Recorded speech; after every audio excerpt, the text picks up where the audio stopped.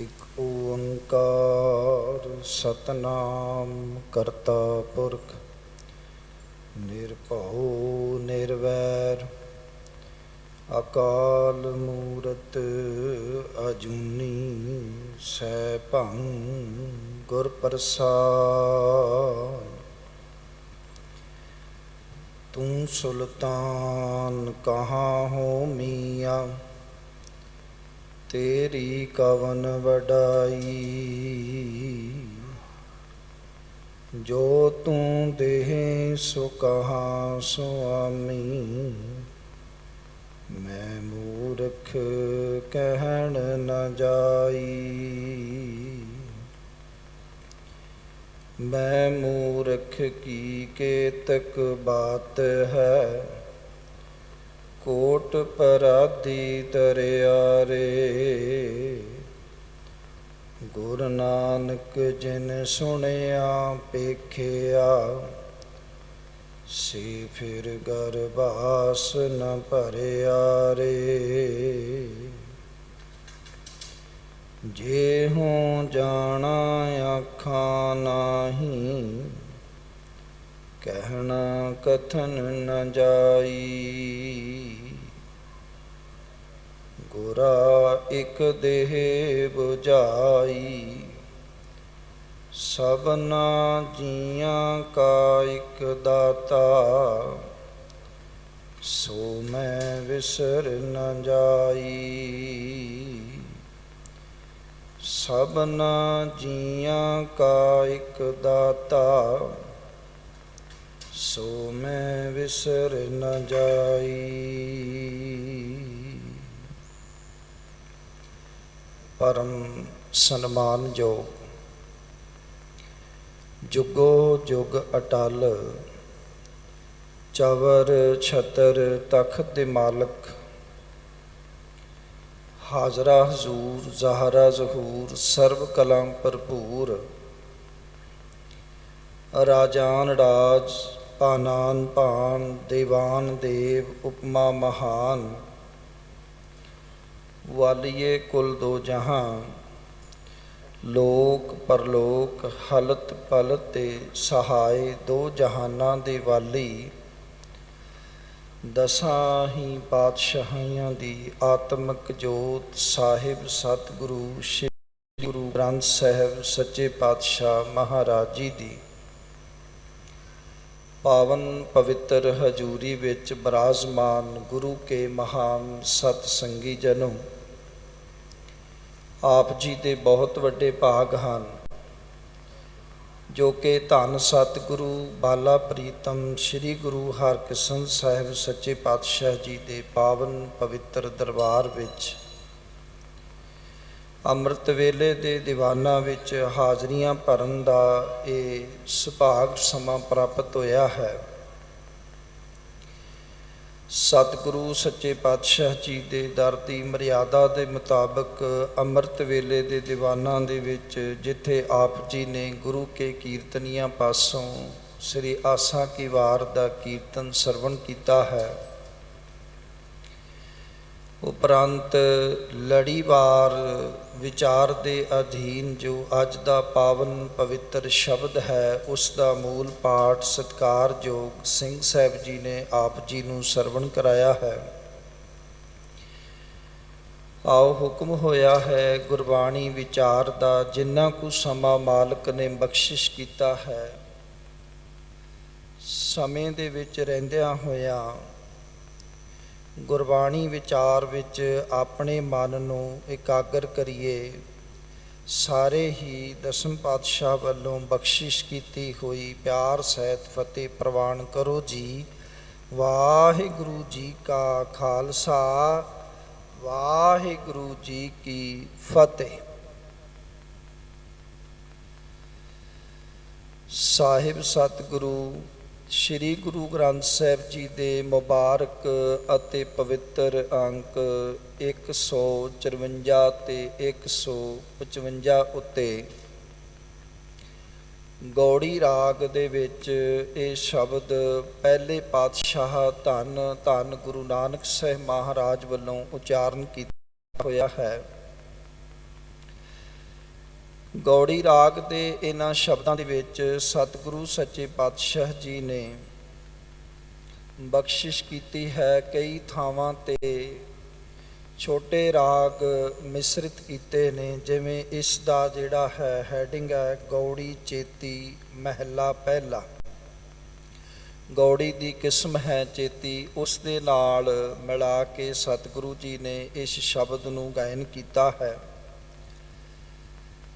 ਸਤਿਗੁਰੂ ਸੱਚੇ ਪਾਤਸ਼ਾਹ ਜੀ ਨੇ ਜੋ ਸ਼ਬਦ ਦਾ ਕੇਂਦਰੀ ਭਾਵ ਹੈ ਉਹ ਰਾਹੋਂ ਵਾਲੀਆਂ ਤੁਕਾਂ ਦੇ ਵਿੱਚ ਬਖਸ਼ਿਸ਼ ਕੀਤਾ ਹੈ।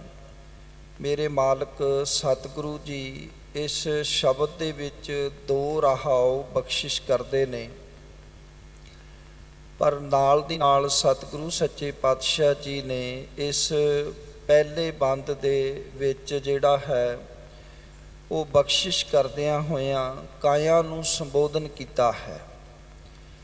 ਤੇ ਕਾਇਆ ਤੋਂ ਭਾਵ ਇੱਥੇ ਮਨੁੱਖੀ ਜੀਵਨ ਵੀ ਹੈ, ਮਨੁੱਖ ਨੂੰ ਵੀ ਸੰਬੋਧਨ ਕਰ ਰਹੇ ਨੇ। ਸਤਿਗੁਰੂ ਜੀ ਮਨੁੱਖ ਨੂੰ ਸਮਝਾਉਣ ਦਾ ਯਤਨ ਕਰ ਰਹੇ ਨੇ।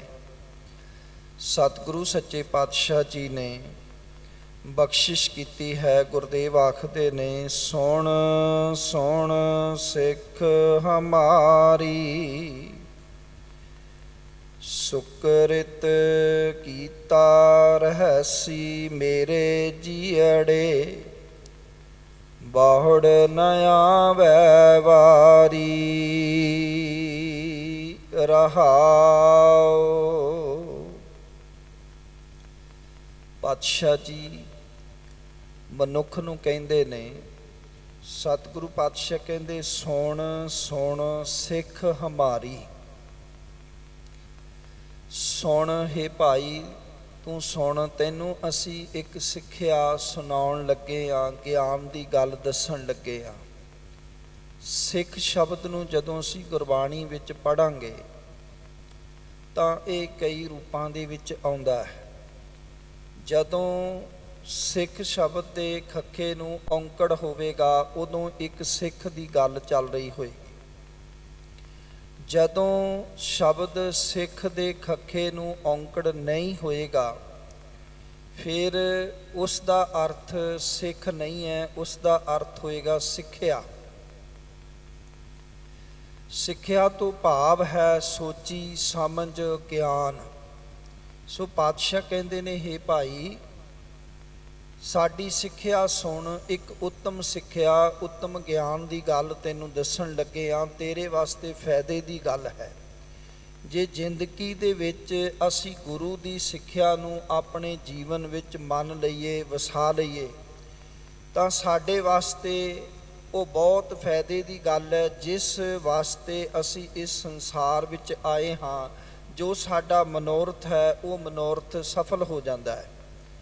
ਤੇ ਸਤਿਗੁਰੂ ਪਾਤਸ਼ਾਹ ਜੀ ਕਹਿੰਦੇ ਨੇ, ਭਾਈ ਤੈਨੂੰ ਇੱਕ ਸਿੱਖਿਆ ਦੇਣੀ ਸੀ ਤੇ ਤੈਨੂੰ ਇੱਕ ਉੱਤਮ ਗੱਲ ਸਮਝਾਣੀ ਸੀ ਕਿ ਸੁਕ੍ਰਿਤ ਕੀਤਾ ਰਹੈਸੀ ਮੇਰੇ ਜੀਅੜੇ। ਹੇ ਮੇਰੇ ਜੀਅੜੇ, ਹੇ ਮੇਰੀ ਜਿੰਦੇ, ਹੇ ਮੇਰੇ ਮਨਾ।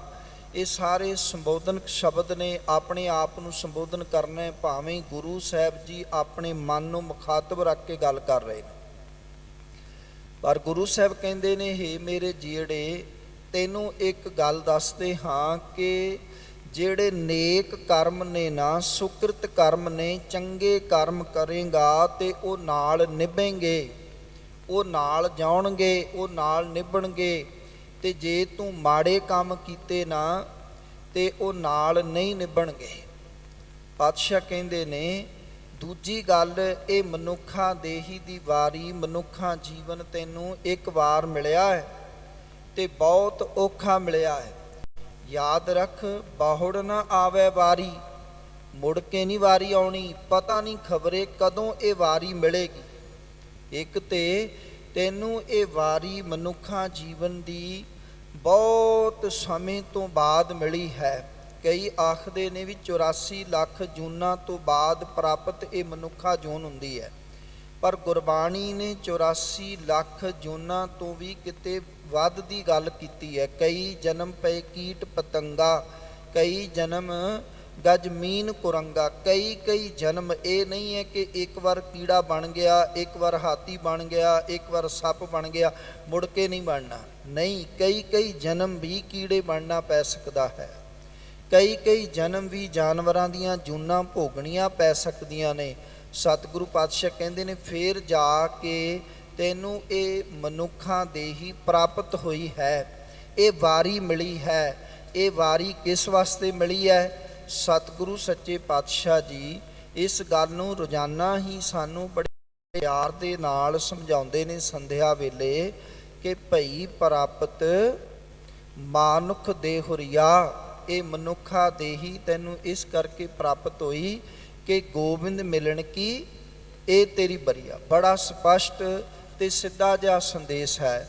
ਸਤਿਗੁਰੂ ਪਾਤਸ਼ਾਹ ਕਹਿੰਦੇ ਇਹਦੇ 'ਚ ਕੋਈ ਵੱਲ ਛਲ ਵਾਲੀ ਗੱਲ ਨਹੀਂ, ਕੋਈ ਇੱਧਰ ਖੱਬੇ ਸੱਜੇ ਵਾਲੀ ਗੱਲ ਨਹੀਂ ਕਿ ਮਨੁੱਖ ਕਵੇ ਜੀ ਮੈਨੂੰ ਸਮਝ ਹੀ ਨਹੀਂ ਆਈ, ਮੈਨੂੰ ਤਾਂ ਪਤਾ ਹੀ ਨਹੀਂ ਲੱਗਿਆ। ਹਾਲਾਂਕਿ ਮਨੁੱਖ ਆਪਣਾ ਪੂਰਾ ਜੀਵਨ ਬਤੀਤ ਕਰ ਦਿੰਦਾ ਹੈ, ਪੂਰਾ ਸਮਾਂ ਗਵਾ ਦਿੰਦਾ ਹੈ, ਤੇ ਮਨੁੱਖ ਨੂੰ ਇਹ ਸਿੱਧੀ ਤੇ ਸਾਦੀ ਤੇ ਸਰਲ ਗੱਲ ਸਮਝ ਨਹੀਂ ਆਉਂਦੀ ਕਿ ਇਹ ਮਨੁੱਖਾਂ ਦੇ ਹੀ ਮੈਨੂੰ ਪ੍ਰਾਪਤ ਕਿਸ ਕਰਕੇ ਹੋਈ ਹੈ, ਕਿਉਂ ਹੋਈ ਹੈ। ਕਰਦਾ ਉਹ ਕੁਝ ਰਹਿੰਦਾ ਹੈ ਜੋ ਕੁਝ ਇਸ ਸਾਰੇ ਸ਼ਬਦ ਵਿੱਚ ਸਤਿਗੁਰੂ ਜੀ ਨੇ ਦੱਸਿਆ।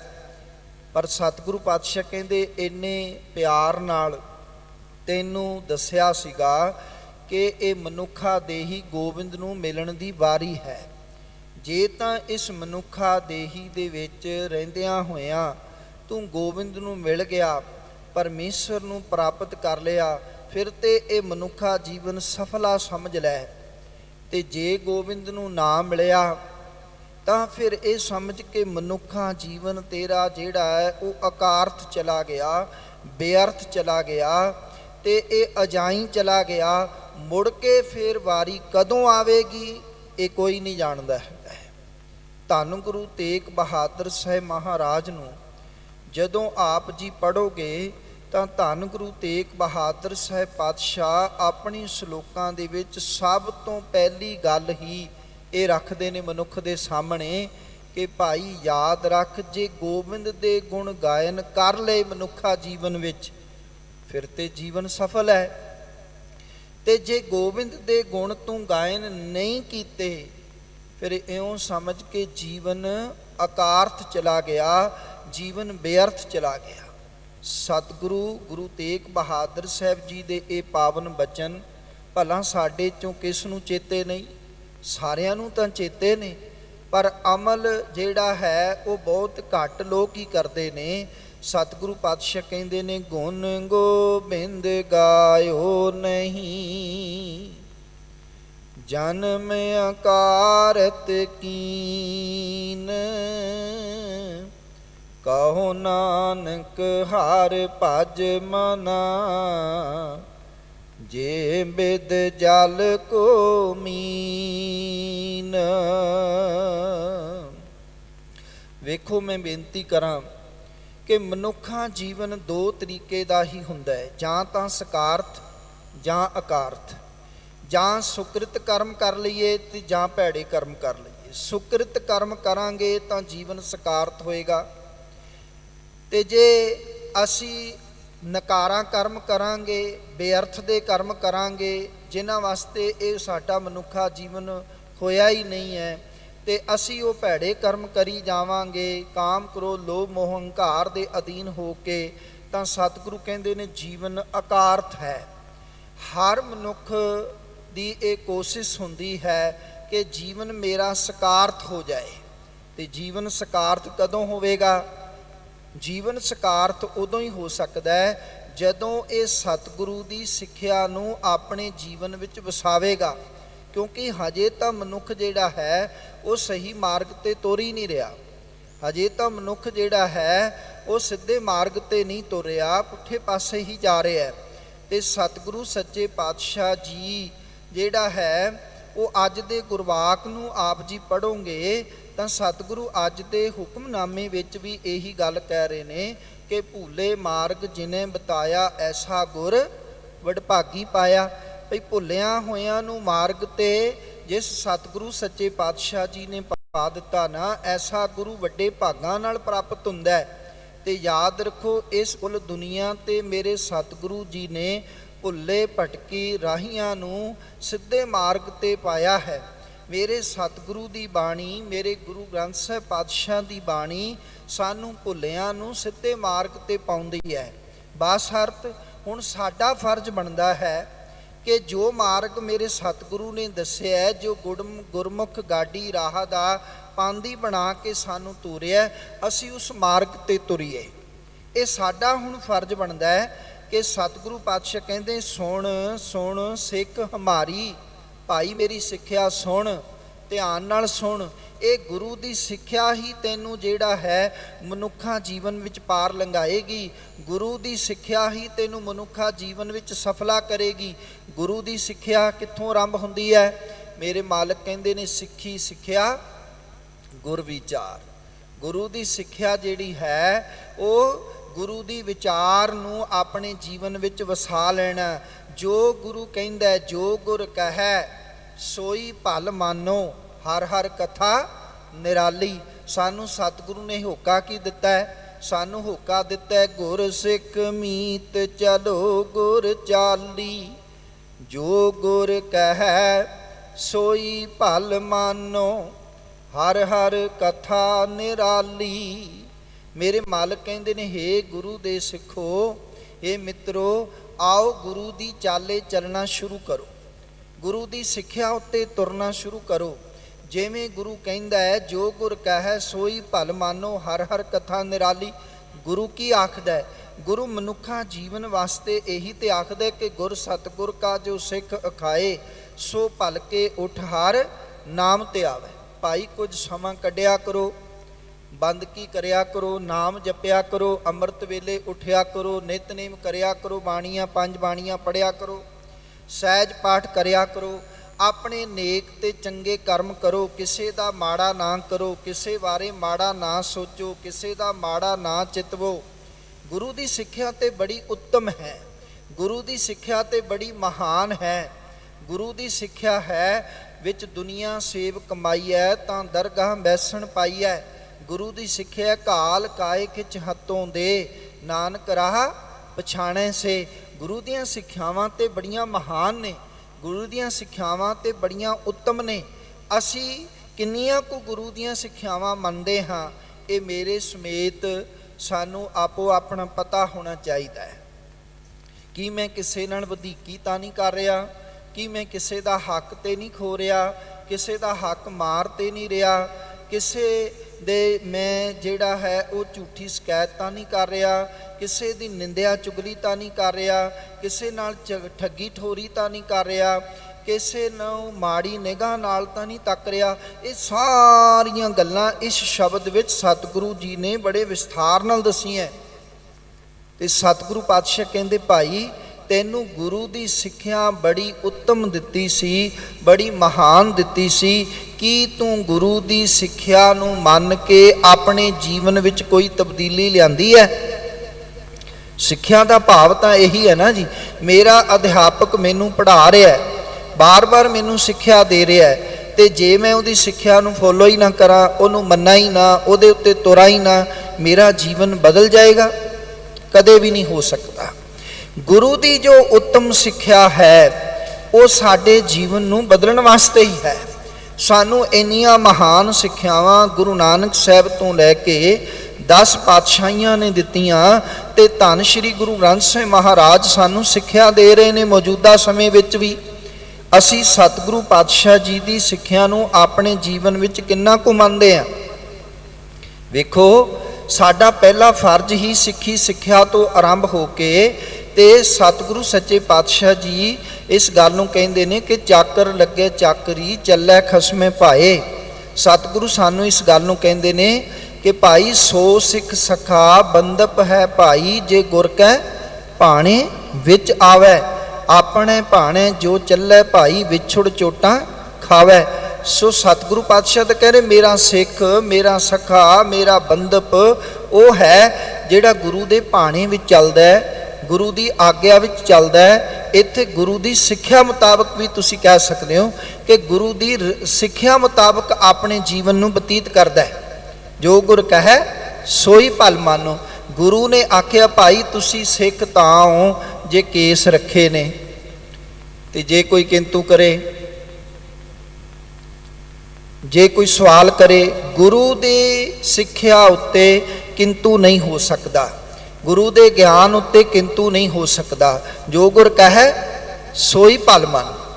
ਅਸੀਂ ਕਹਿੰਦੇ ਆ ਨਹੀਂ, ਜਿਹੜਾ ਹੈ ਅਸੀਂ ਵੱਡੇ ਸਿਆਣੇ ਆ, ਬਿਊਟੀ ਪਾਰਲਰ ਵਾਲੇ ਬੜੇ ਸਿਆਣੇ ਨੇ, ਨਾਈ ਬੜੇ ਸਿਆਣੇ ਨੇ, ਅਸੀਂ ਬੜਾ ਕੁਝ ਕਹਿੰਦੇ ਆ, ਨਹੀਂ ਸਾਡੀ ਸ਼ਕਲ ਸੂਰਤ ਉਹਨਾਂ ਨੇ ਬੜੀ ਸੋਹਣੀ ਘੜੀ ਹੈ ਤੇ ਰੱਬ ਨੇ ਜਿਹੜੀ ਘੜੀ ਹੈ।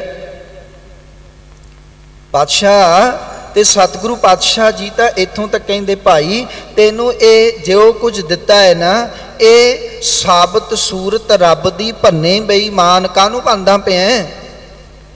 ਇਹ ਸਾਬਤ ਸੂਰਤ ਤੈਨੂੰ ਇਹ ਸ਼ਕਲ ਉਸ ਮਾਲਕ ਨੇ ਦਿੱਤੀ ਹੈ, ਇੰਨੀ ਸੋਹਣੀ ਦਿੱਤੀ ਹੈ, ਇੰਨੇ ਸੋਹਣੇ ਕੇਸ ਦਿੱਤੇ ਨੇ, ਇੰਨਾ ਸੋਹਣਾ ਦਾੜਾ ਦਿੱਤਾ ਹੈ, ਕਾਹਨੂੰ ਕੈਂਚੀ ਲਾਈ ਜਾਂਦਾ? ਜੋ ਮੇਰੇ ਮਾਲਕ ਨੇ ਤੈਨੂੰ ਬਖਸ਼ਿਸ਼ ਕੀਤੀ ਹੈ, ਉਸ ਬਖਸ਼ਿਸ਼ ਨੂੰ ਆਪਣੀ ਝੋਲੀ ਵਿੱਚ ਪਵਾ, ਆਪਣੇ ਜੀਵਨ ਵਿੱਚ ਵਸਾ, ਸਾਬਤ ਸੂਰਤ ਰਹੋ। ਇਹੀ ਗੱਲ ਜਿਹੜੀ ਹੈ ਨਾ, ਇਹ ਰਹਿਣੀ ਰਹਿ ਸੋਈ ਸਿੱਖ ਮੇਰਾ, ਉਹ ਸਾਹਿਬ ਮੈਂ ਉਸਕਾ ਚਿਹਰਾ ਤੱਕ ਜਾਂਦੀ ਹੈ। ਇਹੀ ਗੱਲ ਤੁਹਾਨੂੰ ਜੇ ਤੁਸੀਂ ਸਾਬਤ ਸੂਰਤ ਰਹੋਗੇ, ਗੁਰ ਮਰਿਆਦਾ ਵਿੱਚ ਰਵਾਂਗੇ, ਤਾਂ ਇਹ ਸਾਨੂੰ ਮਾਣ ਦਵਾਏਗੀ, ਖਾਲਸਾ ਮੇਰੋ ਰੂਪ ਹੈ ਖਾਸ, ਖਾਲਸੇ ਮੈਂ ਹੋ ਕਰੋ ਨਿਵਾਸ। ਪਰ ਜੇ ਅਸੀਂ ਖਾਲਸੇ ਹੀ ਨਹੀਂ ਰਵਾਂਗੇ, ਅਸੀਂ ਤੇ ਕੇਸਾਂ ਉੱਤੇ ਕਿੰਤੂ ਕਰਦੇ ਹਾਂ, ਅੰਮ੍ਰਿਤ ਉੱਤੇ ਕਿੰਤੂ ਕਰਦੇ ਹਾਂ, ਬਾਣੀਆਂ ਉੱਤੇ ਕਿੰਤੂ ਕਰਦੇ ਹਾਂ, ਕਿੰਨਾ ਕੁਝ ਅਸੀਂ ਕਰੀ ਜਾਂਦੇ ਹਾਂ। ਨਹੀਂ ਭਾਈ, ਜੋ ਅੰਮ੍ਰਿਤ ਦੀ ਰਹਿਤ ਮੇਰੇ ਸਤਿਗੁਰੂ ਸੱਚੇ ਪਾਤਸ਼ਾਹ ਨੇ ਬਣਾਈ ਹੈ, ਜੋ ਮਰਿਆਦਾ ਬਣਾਈ ਹੈ, ਉਸ ਮਰਿਆਦਾ ਦੇ ਮੁਤਾਬਕ ਤੈਨੂੰ ਸਿੱਖ ਧਰਮ ਵਿੱਚ ਪ੍ਰਵੇਸ਼ ਹੋਣ ਵਾਸਤੇ ਅੰਮ੍ਰਿਤ ਛਕਣਾ ਚਾਹੀਦਾ ਹੈ। ਜਿਹੜੀਆਂ ਸਿੱਖਿਆਵਾਂ ਮੇਰੇ ਮਾਲਕ ਨੇ ਦਿੱਤੀਆਂ, ਕੇਸ ਕੱਟਣੇ ਨਹੀਂ, ਪੁੱਟਣੇ ਨਹੀਂ, ਰੋਮਾਂ ਦੀ ਬੇਦਬੀ ਨਹੀਂ ਕਰਨੀ, ਇਹਨੂੰ ਆਪਣੇ ਜੀਵਨ ਵਿੱਚ ਵਸਾ।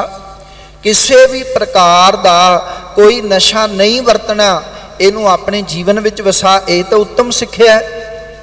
ਅੱਜ ਮਾਲਕ ਦੀ ਸਿੱਖਿਆ ਨੂੰ ਲਾਮੇ ਕਰਕੇ ਪਤਾ ਨਹੀਂ ਕਿੰਨੇ ਕਿੰਨੇ ਪ੍ਰਕਾਰ ਦੇ ਮਨੁੱਖ ਜਿਹੜਾ ਉਹ ਨਸ਼ੇ ਕਰੀ ਜਾ ਰਿਹਾ ਹੈ, ਘਰਾਂ ਦੇ ਘਰ ਤਬਾਹ ਹੋ ਰਹੇ ਨੇ, ਆਪਣੀ ਅੰਮ੍ਰਿਤ ਕਾਇਆ ਨੂੰ ਤਬਾਹ ਕਰੀ ਜਾ ਰਿਹਾ ਹੈ, ਆਪਣੇ ਪਰਿਵਾਰ ਨੂੰ ਤਬਾਹ ਕਰੀ ਜਾ ਰਿਹਾ ਹੈ।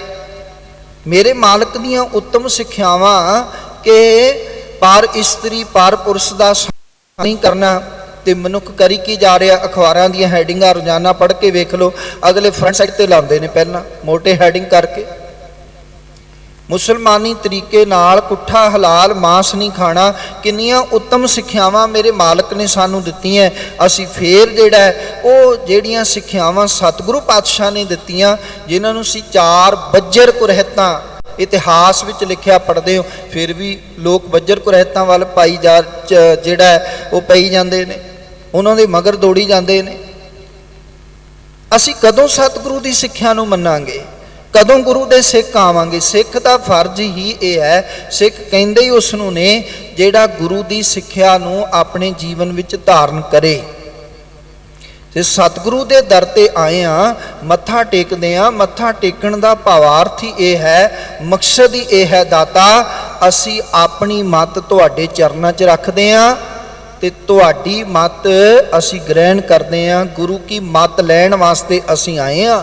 ਬਾਣੀ 'ਚ ਸਤਿਗੁਰੂ ਸਾਨੂੰ ਸਮਝਾਉਂਦੇ ਨੇ ਨਾ, ਗੁਰ ਕੀ ਮੱਤ ਤੋਂ ਲੈ ਇਆਨੇ, ਐ ਇਆਣੇ ਬੰਦੇ ਤੂੰ ਗੁਰੂ ਦੀ ਮੱਤ ਲੈ।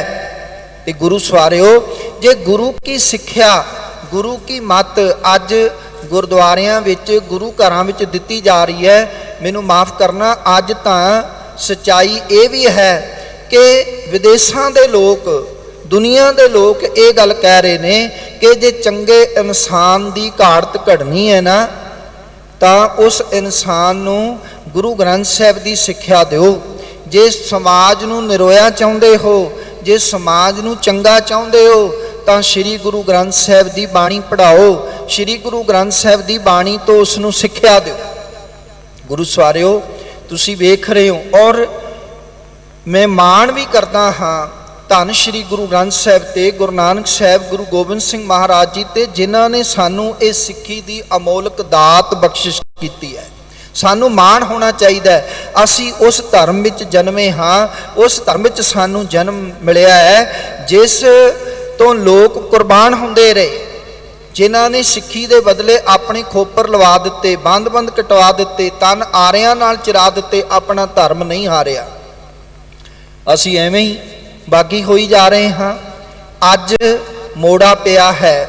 ਅੱਜ ਗੁਰੂ ਦੀ ਸਿੱਖਿਆ ਦੀ ਗੱਲ ਜਿਹੜੀ ਹੈ ਉਹ ਤੁਰੀ ਹੈ। ਪਤਿਤ ਪੁਣੇ ਤੋਂ ਅੱਜ ਸਿੱਖੀ ਵੱਲ ਵੱਧ ਰਹੇ ਨੇ। ਨਸ਼ਿਆਂ ਦਾ ਤਿਆਗ ਕਰਕੇ ਅੱਜ ਜਿਹੜਾ ਸਿੱਖੀ ਵਾਸਤੇ ਕੁਝ ਮੋੜਾ ਪਿਆ। ਅੱਜ ਸਿੱਖਾਂ ਦੇ ਉਹ ਸਿੱਖ, ਉਹ ਮਾਪੇ ਧੰਨਵਾਦ ਦੇ ਪਾਤਰ ਵੀ ਨੇ। ਮੈਂ ਵਧਾਈ ਵੀ ਦਿਆਂਗਾ ਉਹਨਾਂ ਨੂੰ ਕਿ ਅੱਜ ਤੁਸੀਂ ਵੇਖੋ ਕਿ ਜੇ ਧਰਮ ਪ੍ਰਚਾਰ ਕਮੇਟੀ ਨੇ, ਦਿੱਲੀ ਸਿੱਖ ਗੁਰਦੁਆਰਾ ਪ੍ਰਬੰਧਕ ਕਮੇਟੀ ਨੇ ਯਤਨ ਕੀਤਾ ਗੁਰੂ ਨਾਨਕ ਦੀ ਸਿੱਖਿਆ ਨੂੰ, ਗੁਰੂ ਗੋਬਿੰਦ ਸਿੰਘ ਦੀ ਸਿੱਖਿਆ ਨੂੰ, ਸ੍ਰੀ ਗੁਰੂ ਗ੍ਰੰਥ ਸਾਹਿਬ ਦੀ ਸਿੱਖਿਆ ਨੂੰ ਘਰ ਘਰ ਤੱਕ ਲੈ ਜਾਣਾ ਹੈ, ਤੇ ਇਹ ਬੱਚਿਆਂ ਰਾਹੀਂ ਹੋ ਸਕਦਾ ਹੈ, ਇਹ ਗੁਰਮਤਿ ਕੈਂਪਾਂ ਰਾਹੀਂ ਹੋ ਸਕਦਾ ਹੈ, ਇਹ ਸੈਮੀਨਾਰਾਂ ਰਾਹੀਂ ਹੋ ਸਕਦਾ ਹੈ। ਜਦੋਂ ਗੁਰਮਤਿ ਕੈਂਪਾਂ ਦੀ ਗੱਲ ਚੱਲੀ ਤੇ ਸਤਿਕਾਰਯੋਗ ਗਿਆਨੀ ਜੀ ਜਿਵੇਂ ਰੋਜ਼ ਹੋਕਾ ਦਿੰਦੇ ਨੇ, ਰੋਜ਼ਾਨਾ ਕਹਿੰਦੇ ਨੇ ਕਿ ਭਾਈ ਘਰਾਂ ਵਿੱਚ ਪੰਜਾਬੀ ਬੋਲੋ, ਕਿਉਂਕਿ ਪੰਜਾਬੀ ਭਾਸ਼ਾ ਮਨਫੀ ਹੋ ਚੁੱਕੀ ਸਾਡੇ ਘਰਾਂ 'ਚੋਂ। ਸਾਡੇ ਘਰਾਂ 'ਚੋਂ ਜਿਹੜੀ ਬਾਣੀ ਦੀ ਗੱਲ ਹੈ ਉਹ ਗਵਾਚ ਚੁੱਕੀ ਸੀ। ਹਾਲਾਂਕਿ ਸਾਡੇ ਘਰਾਂ ਦੀ ਆਰੰਭਤਾ ਮੰਧਾਣੀ ਦੇ ਰੇੜਕੇ ਨਾਲ ਹੁੰਦੀ ਸੀ। ਸਾਡਾ ਇਤਿਹਾਸ ਸੀ ਕਿ ਜਦੋਂ ਬੀਬੀ ਨੇ ਰੇੜਕਾ ਪਾਉਣਾ ਤੇ ਉਦੋਂ ਦੁੱਧ ਨੂੰ ਰਿੜਕਣਾ, ਉਦੋਂ ਬਾਣੀ ਪੜ੍ਹਦੀਆਂ ਹੁੰਦੀਆਂ ਸੀਗੀਆਂ। ਬੱਚਿਆਂ ਨੂੰ ਗੋਦ ਵਿੱਚ ਲੈ ਕੇ ਬਾਣੀ ਪੜ੍ਹਨੀ, ਇੱਥੋਂ ਸਾਡੇ ਜੀਵਨ ਦੀ ਆਰੰਭਤਾ ਸੀ, ਇੱਥੋਂ ਸਾਡੇ ਅੰਮ੍ਰਿਤ ਵੇਲੇ ਦੀ ਆਰੰਭਤਾ ਹੁੰਦੀ ਸੀ। ਪਰ ਹੁਣ ਅਸੀਂ ਗਵਾ ਚੁੱਕੇ ਹਾਂ। ਸਤਿਗੁਰੂ ਜੀ ਨੇ ਇਹ ਕਿਰਪਾ ਕੀਤੀ, ਇਹ ਰਹਿਮਤ ਕੀਤੀ। ਸਿੰਘ ਸਾਹਿਬ ਨੇ ਜਦੋਂ ਹੋਕਾ ਦੇਣਾ ਸ਼ੁਰੂ ਕੀਤਾ ਤੇ ਇਹ ਗੁਰਮਤਿ ਕੈਂਪਾਂ ਦੀ ਗੱਲ ਜਦੋਂ ਤੁਰੀ, ਹੁਣ ਤੁਸੀਂ ਵੇਖ ਲਓ ਅੱਜ ਦਿੱਲੀ ਦੇ ਵਿੱਚ 100 ਤੋਂ ਵੱਧ ਥਾਂ ਤੇ ਬੱਚੇ ਗੁਰਮਤਿ ਦੀ ਸਿੱਖਿਆ ਗਰਮੀਆਂ ਦੀਆਂ ਛੁੱਟੀਆਂ ਵਿੱਚ ਪੜ੍ਹ ਰਹੇ ਨੇ। ਮੇਰੇ ਸਾਹਮਣੇ ਇਸ ਤਰ੍ਹਾਂ ਦੇ ਕੇਸ ਵੀ ਆਉਂਦੇ ਨੇ ਕਿ ਬੱਚੇ ਕਹਿੰਦੇ ਅਸੀਂ ਦਾਦਕੇ ਨਹੀਂ ਜਾਣਾ ਛੁੱਟੀਆਂ 'ਚ, ਅਸੀਂ ਨਾਨਕੇ ਨਹੀਂ ਜਾਣਾ, ਅਸੀਂ ਗੁਰਮਤਿ ਪੜ੍ਹਨੀ ਹੈ। ਜੋ ਦਿਨ ਅਸੀਂ ਦੇਖਣਾ ਚਾਹੁੰਦੇ ਸੀ ਕਿ ਦਾਦਾ ਜੀ, ਦਾਦੀ ਜੀ, ਨਾਨਾ ਜੀ ਆਪਣੇ ਪੁੱਤ ਪੋਤਰੇ ਦੀ ਉਂਗਲ ਫੜ ਕੇ ਗੁਰਦੁਆਰੇ ਲੈ ਕੇ ਆਉਣ, ਉਹ ਜਿਹੜਾ ਹੈ ਦਿਨ ਆ ਗਿਆ। ਬੱਚੇ ਉਂਗਲ ਫੜ ਕੇ ਗੁਰਦੁਆਰੇ ਵੱਲ ਨੂੰ ਵਹੀਰਾਂ ਕੱਤ ਕੇ ਆ ਰਹੇ ਨੇ। ਹਰ ਸੈਂਟਰ ਤੇ 50 ਤੋਂ ਉੱਤੇ 100 150 ਬੱਚਾ ਪੜ੍ਹ ਰਿਹਾ ਔਰ ਉਹਨਾਂ ਨੇ ਕਮਾਲ ਕੀਤਾ। ਛੋਟੇ ਛੋਟੇ ਬੱਚਿਆਂ ਨੇ ਗੁਰਮਤਿ ਦੇ ਸਿਧਾਂਤ, ਮੂਲ ਮੰਤਰ, ਜਪਜੀ ਸਾਹਿਬ ਇਹ ਯਾਦ ਕਰਨੇ ਆਰੰਭ ਕਰ ਦਿੱਤੇ। ਇਹ ਸਿੱਖਿਆ ਦੀ ਗੁਰੂ ਨਾਨਕ ਦੀ ਗੱਲ ਜਿਹੜੀ ਹੈ ਉਹ ਜਦੋਂ ਬਚਪਨ ਵਿੱਚ ਬੱਚੇ ਨੂੰ ਸਮਝ ਆ ਜਾਏਗੀ, ਜਦੋਂ ਬਚਪਨ ਵਿੱਚ ਤੁਸੀਂ ਜਪਜੀ ਸਾਹਿਬ ਪੜ੍ਹਾ ਦਿਓਗੇ, ਬਚਪਨ ਵਿੱਚ ਇਹ ਗੱਲ ਬੱਚੇ ਨੂੰ ਸਮਝਾ ਦੋਗੇ ਕਿ ਗੁਰਾ ਇੱਕ ਦੇ ਬੁਝਾਈ, ਸਭਨਾ ਜੀਆਂ ਕਾ ਇੱਕ ਦਾਤਾ, ਸੋ ਮੈਂ ਵਿਸਰ ਨਾ ਜਾਈ। ਉਹ ਭਾਈ ਤੁਹਾਡੇ ਨਾਲ ਬਹਿ ਕੇ ਰਹਿ ਰਸ ਕਰੇਗਾ, ਤੁਹਾਡੇ ਨਾਲ ਬਹਿ ਕੇ ਜਪਜੀ ਸਾਹਿਬ ਕਰੇਗਾ। ਸਾਡਾ ਇਹੀ ਤਾਂ ਫਰਜ਼ ਬਣਦਾ ਸੀ। ਅਸੀਂ ਆਪਣੇ ਫਰਜ਼ ਤੋਂ ਕੁਤਾਹੀ ਕਰ ਰਹੇ ਸੀ। ਬਸ ਸਾਡਾ ਇਹੀ ਤਾਂ ਫਰਜ਼ ਸੀ ਨਾ ਕਿ ਸਿੱਖਣੀ ਮਿਲ ਬਹਿ, ਚਰਚਾ ਕਰੇ ਅਪਾਰ, ਭਜਨ ਸਿਖਾਵੇਂ ਪੁੱਤ ਕੋ, ਨਿਤ ਭਜ ਬਾਰੰਬਾਰ। ਸਾਡਾ ਸਭ ਤੋਂ ਮੁੱਢਲਾ ਫਰਜ਼ ਇਹ ਬਣਦਾ ਸੀ ਕਿ ਅਸੀਂ ਆਪਸ ਵਿੱਚ ਇਕੱਠੇ ਹੋ ਕੇ ਬਹਿੰਦੇ, ਆਪ ਭਜਨ ਕਰਦੇ, ਆਪ ਗੁਰੂ ਨਾਨਕ ਦੀ ਸਿੱਖਿਆ ਨੂੰ ਕਿਰਤ ਕਰੋ, ਨਾਮ ਜਪੋ, ਵੰਡ ਕੇ ਛਕੋ, ਆਪਣੇ ਜੀਵਨ ਵਿੱਚ ਧਾਰਨ ਕਰਦੇ, ਆਪਣੇ ਪੁੱਤ ਪੋਤਰਿਆਂ ਨੂੰ, ਬੱਚਿਆਂ ਨੂੰ ਇਹ ਸਿੱਖਿਆ ਦਿੰਦੇ। ਪਰ ਅਸੀਂ ਮਾਇਆ ਕਮਾਉਣ 'ਚ ਦੌੜ ਭੱਜ ਵਿੱਚ ਲੱਗੇ ਰਹੇ। ਅਸੀਂ ਆਪ ਵੀ ਲਾਮੇ ਹੋ ਗਏ, ਬੱਚੇ ਵੀ ਲਾਮੇ ਹੋ ਗਏ। ਸੋ ਇਹ ਬਹੁਤ ਵੱਡਾ ਉਪਰਾਲਾ ਹੋਇਆ ਔਰ ਉਹਨਾਂ ਬੱਚਿਆਂ ਨੂੰ ਵੀ ਸ਼ਾਬਾਸ਼ ਹੈ ਜਿਹੜੇ ਤੁਸੀਂ ਵੇਖੋ ਛੁੱਟੀਆਂ ਵਿੱਚ ਵੀ ਸਵੇਰੇ ਸਵੇਰੇ ਉੱਠ ਕੇ, ਕਿਤੇ ਕਲਾਸ 7 ਵਜੇ ਚੱਲ ਰਹੀ ਹੈ, ਕਿਸੇ ਥਾਂ 8 ਵਜੇ ਚੱਲ ਰਹੀ ਹੈ, ਕਿਸੇ ਥਾਂ 9 ਵਜੇ ਚੱਲ ਰਹੀ ਹੈ। ਦਿੱਲੀ ਦਾ ਇਹ ਰਿਕਾਰਡ ਸੀ ਵੀ ਕੋਈ ਬੱਚਾ 9-10 ਵਜੇ ਤੋਂ ਪਹਿਲਾਂ ਨਹੀਂ ਛੁੱਟੀਆਂ ਵਿੱਚ ਉੱਠਦਾ ਸੀ। ਹੁਣ ਬੱਚੇ 7 ਵਜੇ ਗੁਰਮਤਿ ਕਲਾਸ ਵਿੱਚ ਬੈਠੇ ਹੁੰਦੇ ਨੇ। ਸਾਰੀਆਂ ਥਾਵਾਂ ਤੇ ਜਿਹੜਾ ਹੈ ਉਹ ਬੱਚੇ ਬੜੇ ਚਾਅ ਨਾਲ ਗੁਰਮਤਿ ਦੀ ਪੜ੍ਹਾਈ ਕਰ ਰਹੇ ਨੇ। ਇਹਦੇ ਵਾਸਤੇ ਤੁਹਾਡਾ ਸਹਿਯੋਗ ਚਾਹੀਦਾ ਹੈ, ਤੁਹਾਡਾ ਸਾਥ ਚਾਹੀਦਾ ਹੈ। ਜਿਨ੍ਹਾਂ ਦੇ ਬੱਚੇ ਹਜੇ ਵੀ ਗੁਰਮਤਿ ਕੈਂਪਾਂ ਵਿੱਚ, ਗੁਰਮਤਿ ਕਲਾਸਾਂ 'ਚ ਨਹੀਂ, ਉਹਨਾਂ ਨੂੰ ਭੇਜੋ ਤਾਂ ਕਿ ਉਹਨਾਂ ਨੂੰ ਸਮਝ ਆ ਸਕੇ ਕਿ ਕਲਗੀਆਂ ਵਾਲੇ ਮੇਰੇ ਮਾਲਕ ਦਾ ਸੁਪਨਾ ਸਾਕਾਰ ਹੋਵੇ। ਧੰਨ ਗੁਰੂ ਗੋਬਿੰਦ ਸਿੰਘ ਮਹਾਰਾਜ ਜੀ ਦੀ ਜਿਹੜੀ ਸਿੱਖੀ ਹੈ ਉਹਦਾ ਵਿਸਥਾਰ ਹੋਵੇ। ਗੁਰੂ ਨਾਨਕ ਦਾ ਸੁਪਨਾ ਘਰ ਘਰ ਅੰਦਰ ਧਰਮਸਾਲ ਹੋਵੇ, ਕੀਰਤਨ ਸਦਾ ਵਿਸੋਆ। ਇਹ ਤਦੇ ਸਫਲਾ ਹੋ ਸਕਦਾ ਹੈ ਜਦੋਂ ਅਸੀਂ ਇੱਕ ਦੂਜੇ ਦਾ ਸਹਿਯੋਗ ਕਰਾਂਗੇ, ਗੁਰੂ ਸਾਹਿਬ ਜੀ ਦੀ ਸਿੱਖਿਆ ਨੂੰ ਘਰ ਘਰ ਤੱਕ ਪਹੁੰਚਾਵਾਂਗੇ। ਜਿਹੜੀ ਗੱਲ ਗੁਰੂ ਸਾਹਿਬ ਕਹਿੰਦੇ ਨੇ, ਸੁਕ੍ਰਿਤ ਕੀਤਾ ਰਹਿ ਸੀ ਮੇਰੇ ਜੀੜੇ, ਇਹ ਸੁਕ੍ਰਿਤ ਕਰਮ ਹੈ, ਇਹੀ ਰਹਿਣਾ ਨਾਲ। ਕਿਸੇ ਦੇ ਬੱਚੇ ਨੂੰ ਜੈਸੇ ਸਤ ਮੰਦਰ ਕੰਚਨ ਕੇ ਉਸਾਰ ਦੀਨੇ ਤੈਸਾ ਪੁੰਨ ਇੱਕ ਗੁਰਸਿੱਖੋ ਸ਼ਬਦ ਸਿਖਾਏਗਾ।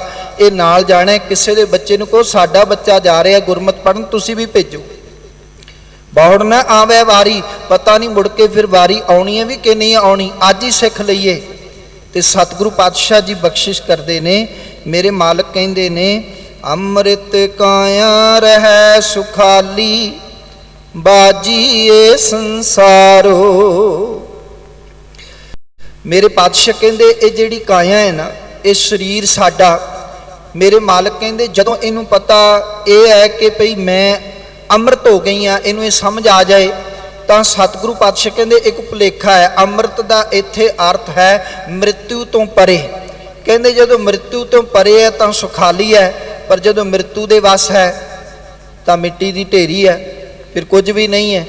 ਤੇ ਸਤਿਗੁਰੂ ਕਹਿੰਦੇ ਇਹਨੂੰ ਇਹ ਗੱਲ ਸਮਝ ਆਣੀ ਚਾਹੀਦੀ ਹੈ ਕਿ ਭਈ ਇਹ ਸਰੀਰ ਹਮੇਸ਼ਾ ਵਾਸਤੇ ਨਹੀਂ, ਇਹ ਬਾਜੀ ਹੈ ਸੰਸਾਰੋ। ਇਹ ਸੰਸਾਰ ਇੱਕ ਬਾਜੀ ਹੈ, ਇਹ ਸੰਸਾਰ ਇੱਕ ਖੇਡ ਹੈ ਕਰਤੇ ਪੁਰਖ ਦੀ। ਇਹ ਇੰਨੀ ਕੁ ਖੇਡ ਹੈ ਕਿ ਜੈਸੇ ਜਲ ਤੇ ਬੁੱਧ ਬੁਦਾ ਉਪਜੈ ਬਿਨਸੈ ਨੀਤ। ਇਹ ਉਪਜਦਾ ਹੈ, ਬਿਨਸਦਾ ਹੈ, ਜਗ ਰਚਨਾ ਤੈਸੇ ਰਚੀ ਕਹੋ ਨਾਨਕ ਸੁਨ ਮੀਤ। ਬਸ ਪਾਣੀ ਦੇ ਬੁੱਧ ਬੁਦੇ ਜਿੰਨੀ ਖੇਡ ਹੈ, ਬਣ ਗਿਆ ਤੇ ਢਹਿ ਗਿਆ, ਬਣ ਗਿਆ ਤੇ ਢਹਿ ਗਿਆ। ਇਹਦੀ ਬਹੁਤੀ ਜਿਹੜਾ ਹੋਂਦ ਨਹੀਂ ਹੈ।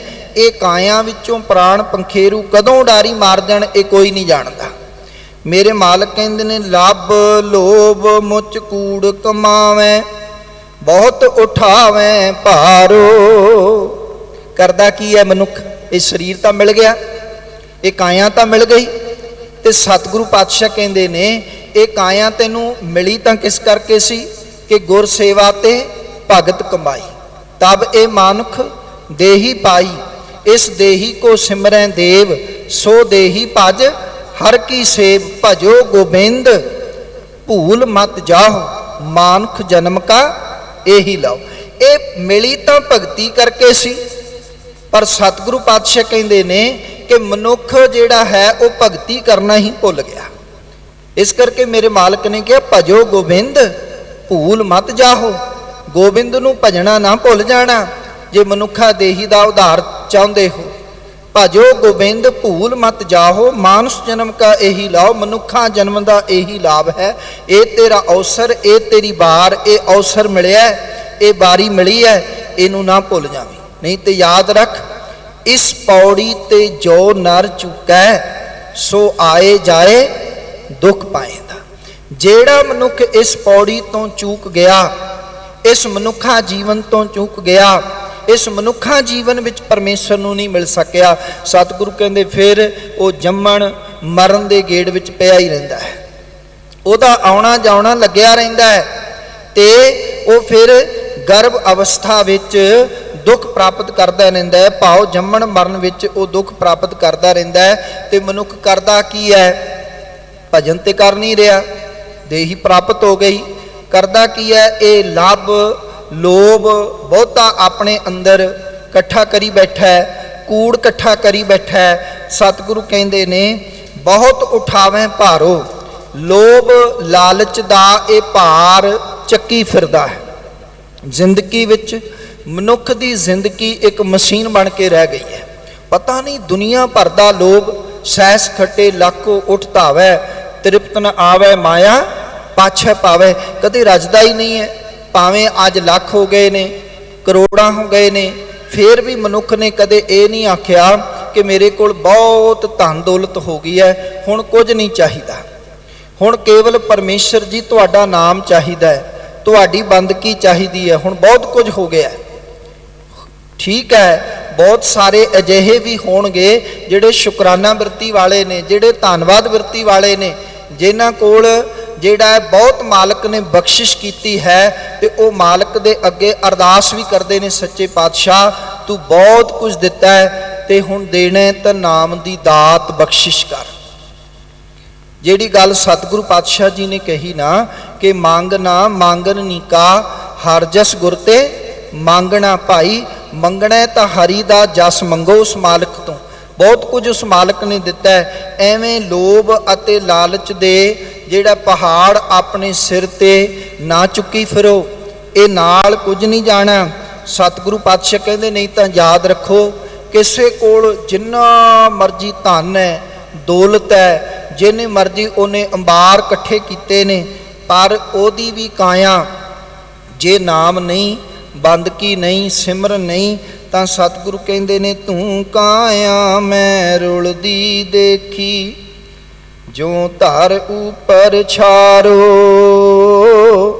ਕਹਿਣ ਲੱਗੇ ਹੇ ਕਾਇਆ, ਤੈਨੂੰ ਮੈਂ ਰੁਲਦਿਆਂ ਦੇਖਿਆ ਇੱਥੇ ਸੰਸਾਰ ਦੇ ਵਿੱਚ। ਪੈਸਾ ਵੀ ਰੱਖਿਆ ਰਹਿ ਜਾਂਦਾ, ਧਨ ਵੀ ਰੱਖਿਆ ਰਹਿ ਜਾਂਦਾ, ਸਭ ਕੁਝ ਧਰੇ ਦਾ ਧਰਾ ਰੱਖਿਆ ਰਹਿ ਜਾਂਦਾ। ਜਿਵੇਂ ਧਰਤੀ ਦੇ ਉੱਤੇ ਛਾਰ ਧੂੜ ਪਈ ਹੈ ਨਾ, ਸਵਾ ਪਈ ਹੈ, ਬਸ ਐਵੇਂ ਹੀ ਪਿਆ ਹੋਇਆ, ਕੋਈ ਕੰਮ ਨਹੀਂ ਆਉਂਦਾ, ਕਿਸੇ ਵੀ ਕੰਮ ਨਹੀਂ ਆਉਣਾ। ਇਹ ਕਾਇਆ ਐਵੇਂ ਹੀ ਰੁਲ ਜਾਂਦੀ ਹੈ, ਇਹ ਕਾਇਆ ਐਵੇਂ ਹੀ ਬੇਅਰਥ ਚਲੀ ਜਾਂਦੀ ਹੈ।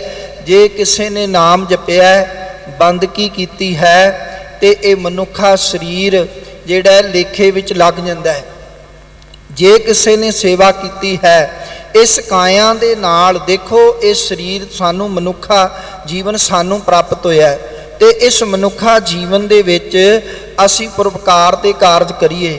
ਇਹ ਇੰਨੀ ਸੋਹਣੀ ਦੇਹੀ ਪ੍ਰਾਪਤ ਹੋਈ, ਜੇ ਪ੍ਰਸਾਦ ਆਰੋਗ ਕੰਚਨ ਦੇਹੀ ਲਿਵ ਲਾਵੋ ਤਿਸ ਰਾਮ ਸਨੇਹੀ। ਇਹ ਕੰਚਨ ਵਰਗੀ ਦੇਹੀ ਪ੍ਰਾਪਤ ਹੋਈ ਹੈ, ਤਾਂ ਉਸ ਮਾਲਕ ਨਾਲ ਲਿਵ ਲਾਓ, ਉਸ ਮਾਲਕ ਦੀ ਬੰਦਗੀ ਕਰੋ, ਉਹਦਾ ਸਿਮਰਨ ਕਰੋ, ਕਿਸੇ ਦਾ ਭਲਾ ਕਰੋ, ਪਰਉਪਕਾਰ ਕਰੋ। ਤੇ ਨਹੀਂ ਤਾਂ ਇਹ ਦੇਹੀ ਪ੍ਰਾਪਤ ਹੋ ਗਈ, ਕੁਝ ਨਹੀਂ ਕੀਤਾ, ਤੇ ਇਹ ਦੇਹੀ ਸਮਝੋ ਇਹ ਰੁਲ ਗਈ, ਐਵੇਂ ਬੇਅਰਥ ਹੀ ਚਲੀ ਗਈ, ਇਹ ਦੇਹੀ ਕਿਸੇ ਕੰਮ ਨਾ ਆਈ। ਸਤਿਗੁਰੂ ਪਾਤਸ਼ਾਹ ਕਹਿੰਦੇ ਨੇ ਕਿ ਭਾਈ ਹੋਂ ਤੁਧ ਆਖਾਂ ਮੇਰੀ ਕਾਇਆ, ਤੂੰ ਸੁਣ ਸਿੱਖ ਹਮਾਰੀ,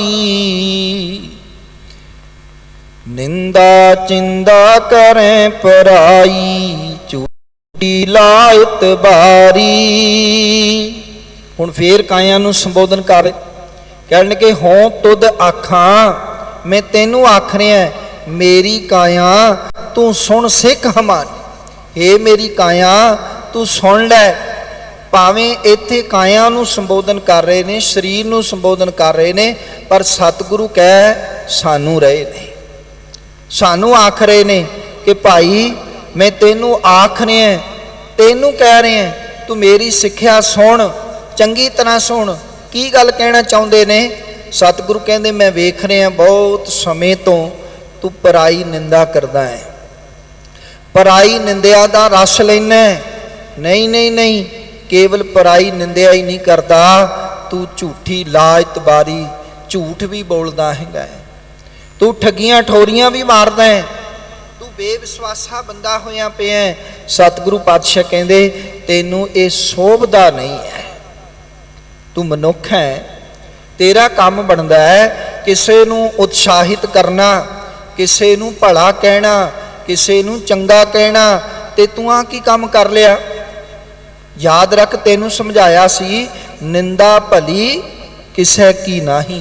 ਭਾਈ ਕਿਸੇ ਦੀ ਨਿੰਦਿਆ ਕਰਨੀ ਭਲਾ ਕੰਮ ਨਹੀਂ, ਚੰਗਾ ਕੰਮ ਨਹੀਂ। ਕਿਉਂ ਲੋਕਾਂ ਦੀ ਨਿੰਦਿਆ ਕਰਦਾ ਪਿਆ? ਕਿਉਂ ਲੋਕਾਂ ਨੂੰ ਝੂਠ ਬੋਲੀ ਜਾ ਰਹੇ ਆ? ਸਵੇਰ ਤੋਂ ਲੈ ਕੇ ਸ਼ਾਮ ਤੱਕ ਝੂਠ ਬੋਲੀ ਜਾਂਦੇ, ਝੂਠ ਦੇ ਕੁਫਰ ਤੋਲੀ ਜਾਂਦੇ। ਸਤਿਗੁਰੂ ਪਾਤਸ਼ਾਹ ਕਹਿੰਦੇ ਨੇ ਹੋਰ ਕੀ ਕਰਨਾ?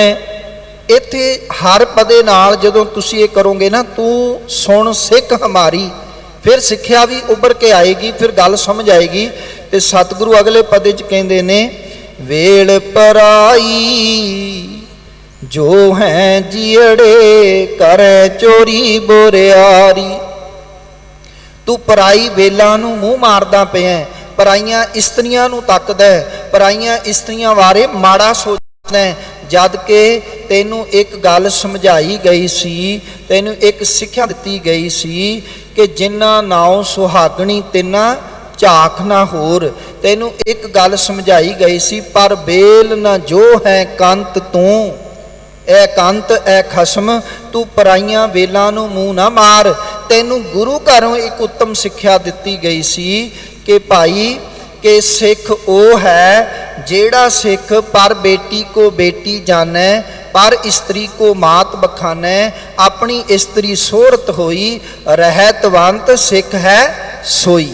पर तू की कीता है? सतगुरु पातशाह कहंदे पराइयां इस्त्रियां नूं तकदा रहना भाई, माड़ा सोचदा रहना। गुरदेव पातशाह कहंदे नहीं, तू चोरियां इत्यादि करदा हैगा। सतगुरु कहंदे ये भैड़ियां बादियां नूं अपने जीवन विचों कढ दे। याद रख, हंस चलिया तू पिछे रही है, छूटड़ होई है नारी। जदों इस काया विचों हंस उडारी मार गया ते फिर पिछे की रह गया? फिर पिछे छुट्टड़ इस्त्री वांग रह गई। जिवें किसे इस्त्री दा भरता काल वश हो जाए तो वह छुट्टड़ इस्त्री पिछे रह जाती है।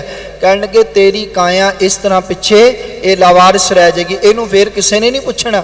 जदों जिंद ने उडारी मार गई, हंस उडारी मार गया, फिर किने पुछना हैगा?